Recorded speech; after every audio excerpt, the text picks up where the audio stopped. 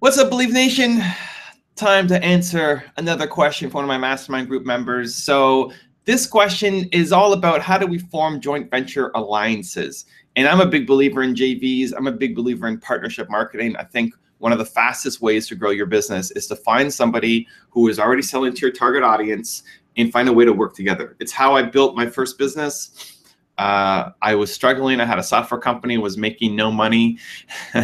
And my first big deal came when I formed a joint venture alliance with a company in Europe and charged them $13,500 up front. And that was gold for me. And more importantly, I had a strategy to replicate. And that's how I took my company to be able to build in over 30 countries and sell to major clients. And so I'm a big believer in JVs. And I think, again, if you are trying to market whatever product or service you have, find somebody who's already selling to that target audience and look at how can we work together. And so the person in my mastermind group sells outsourcing services. So if you need to get some of your social media marketing done, or graphic design, or customer service, or any of the things that you want to kind of outsource to somebody overseas, she helps make those connections. And she wants to connect with business coaches. Say, hey, you're a business coach. You are selling to entrepreneurs who need help. I have a service that can help them. Let's find a way to work together. And she wanted some advice on how to do that. So I have a couple ideas in mind. She also wanted to pitch me on the idea. And so I'll go through my criteria as well. That might be helpful and interesting. So the first thing that I would look at if you're looking at finding potential joint venture partners is how well does what you have align with what they have, both from a customer point of view and also from a mission point of view. And so when I first started off in my software company making alliances, I was looking at who is currently selling to scientists. I was selling to scientists, but they're not selling software, or if they are selling software, it's not our direct competitors. It's other kinds of software, something complementary, right? And then also who is selling in a way that is to the same mission that we're on. And so if I'm looking at trying to find business coaches, I'm looking at, okay, generally anybody who's finding a business coach has some kind of budget because they're working with a coach, which is great. Do you specialize in a specific industry? Do you specialize in only helping entrepreneurs, as an example? Or can you go even more niche and focus on real estate or insurance, or singers, or some other model we can bring really strong domain expertise to, and then finding the kind of right connection in for that. And then the mission, so what you stand for, what they stand for. Do you share similar values? If you do, then that's a good place to start. In terms of working with me, we have similar mission and values, so that's great. And people who have bought my book, I guess, are some customers. I don't do coaching, so I don't have a ready list of people to say, hey, go out and buy this, but it's good to put on my radar in case there's people who are trying to sell to entrepreneurs. The next thing that I would look at is the margin to motivate. And so when I was in a software company, you want to look at, again, if I'm going to partner with somebody, I want them to promote my thing. Are they going to make enough to make it worthwhile? The more that there's a financial incentive for them to refer somebody on, then the more they're going to see it as an opportunity, right? Where there's momentum and an ability to earn, you're going to incentivize people to want to spread the message for you. So a lot of it comes down to your margins.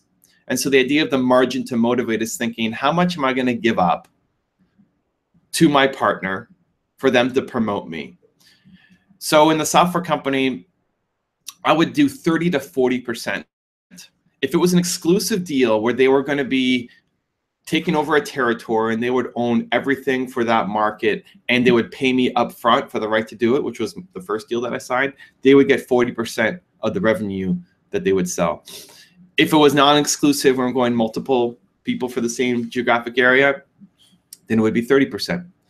And so if you're applying that model to going after business coaches, if you are doing it by geographic area, or if you're doing it by different industries, so the business coach for entrepreneurs, or the business coach for real estate agents, or the business coach for insurance, or whatever, you could potentially have different rates and give them exclusivity or not.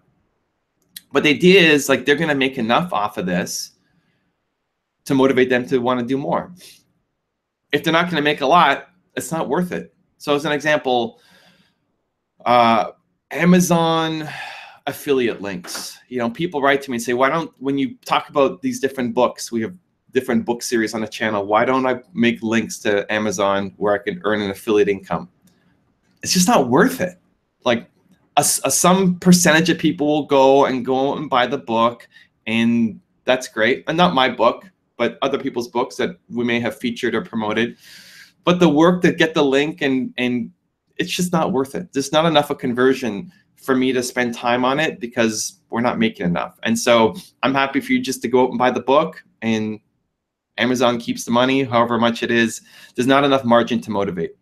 So I don't know what the margins are in your business, but you want to look at it. So I could give 30 to 40% away because in software, it's a high margin business. You know, in business outsourcing, you still have to pay people to do the work for a lot of these things. And so thinking of what your margins are and how much you can afford to give up. If there's enough in it for the business coach, you know, the more that's in it for them, the more likely they're going to want to promote it. For working with me, I'm a strange bird because I don't do really any affiliate marketing or joint ventures. The only ones that I do, I do it on a zero scale, and that like you get everything, or we go all in and we form an actual partnership. And so if you've seen the Unlocking Lily series as an example, Lily is on board with my team now. She left her job. She's joined us. She's doing outreach and speaking and coaching with the people who've bought the book and other entrepreneurs, and a lot of stuff is going through her. And the idea with that plan is to help build a business around her and her goal to be a speaker. And I meet with her every week, and we sit down and we plan and strategize and improve. And so the goal is to build $1 million plus business around Lily's speaking abilities, whether that's speaking or coaching or products. And so I'm all in. It's a lot of investment. For everybody else, it's zero, right? So like if we are aligned, then it's good to have in mind, and I'm happy to promote. Like if it makes sense, I'm happy to promote to people who we come across that have that need. But I don't really have I don't really care about earning 10% of every sale that goes out. And I'm the strange bird because most people are. So figuring out who you're talking to and what's going to motivate them from a margin point of view is going to be important. Number 3 is there a need? You know, so is there a need for this service for those clients? So if you're doing, you know, Facebook banners and social media cover art as an example, is that where the business coach is focused on? If it's a business coach that focuses mostly on personal development, as an example, and helping entrepreneurs overcome limiting beliefs, and they never touch marketing, it's something where they could bring it in, but it's not a natural fit into their process, right? If I'm just focused on you and your routine and your mindset and your belief system, and that's what we're covering every day, then we may happen to touch upon social media, but probably not. And so I could have you as somebody that I recommend, but it doesn't fit cleanly into my process. And so I'm not likely to find this really exciting. But if you're the kind of business coach who is touching marketing, saying, hey, you need to be on social more. Hey, you need to be posting more important messages. Hey, you need to increase your frequency and be posting on these 4 platforms once a day. The coach is not going to be the one actually designing the templates and creating the content. And so this is a nice add-on for them. And so really understanding, is there a need? And then the 4th point and the last point is, can you do the work? So, you know, you're aligned with them from a mission point of view and from a customer base. You're giving them enough margin to motivate them. They're going to be making enough money to make this worthwhile compared to what they're currently doing. There's a need with their clients. Are you the one to fill the need? You know, are you the one who can provide the quality of service to help their clients in the best way possible? And so I would be looking at how can I do some kind of quick demo with them, either showing off work that you've done before or even looking at their own campaigns. Like look at the business coach and look at their Facebook profile and look at their social media and say, hey, we took a quick look at what you're doing and here's how we would turn around your business. Here's what we would do if we were running your company as an example, and putting a little bit of spec work to show your abilities. And I think if that's something, when people approach me with these kinds of opportunities, that's what I like to see. Like tear apart my Facebook account, tear apart my Instagram and say like, what you're doing, Evan, is wrong over there. This is how it should be. And I like seeing that. And so having that kind of proof really, really, really helps. So as an example, there was a copywriter guy that showed himself off as the LinkedIn copy expert, as an example. I will help you improve your LinkedIn bio to convert sales for your business. That's what he does. Great. Okay. So fix my LinkedIn bio. Like go look at mine, tell me what you think is better, and let's give it a test. I only recommend things that I use. This is actually a problem because a lot of brands come to me and say, hey, promote my thing. Let's work together. And like, I don't use your thing. I'm not a customer of your business. So I'm not going to talk about you, even if you're throwing checks at me. And so that's a challenge. And I think the best people to work with are the ones who can actually vouch for your service and not just look at the dollar signs behind it. And so that's what I would be, for me, I would want to see.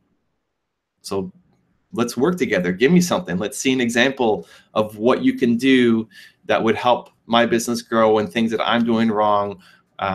That's a great place to start, because when you can do that for a business coach, then you've won them over, and then they can wholeheartedly recommend you to their clients, because any really good service provider, any really good coach cares about their clients. And if they really think, you know what, this person can really help your business, here's an example of what they did for me, then I think you're really in a good position. One last idea that's coming to mind was a suggestion I gave a while ago in my physical mastermind group to one of my members. He was providing websites and SEO services to entrepreneurs. And the strategy that he went with that proved to be highly effective was working with different business coaches and having them put on events, and he would go and speak at the events. And so the business coach would put an event on about SEO and be a free event to say, reach out to your clients and say, hey, this guy's going to come in and talk about SEO and website design. And if any of you have SEO or web design issues, come in and learn from him. It's going to be a free event. And he would go in and meet them, and it'd be a physical event, but you could do yours online or do a free one-on-one evaluation or something that the coach could gift away and give value. And out of that value, some people just took the value and said thank you, and then maybe tried to go do it themselves, or maybe just forgot about it.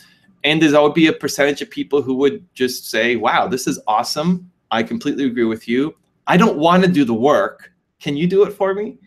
And it led to work and led to a relationship, led to business that happened afterwards. The business coach wasn't getting a referral fee or a kickback or anything. It was just an opportunity to be able to provide some value to their clients. And also, you can start thinking about your clients. Can you recommend business coaches to them? Can you create something on your webpage or in your marketing material to highlight some of the best business coaches that you believe in? This has to go both ways. If you're going to be working with people, you have to agree with how they're coaching and their work as well.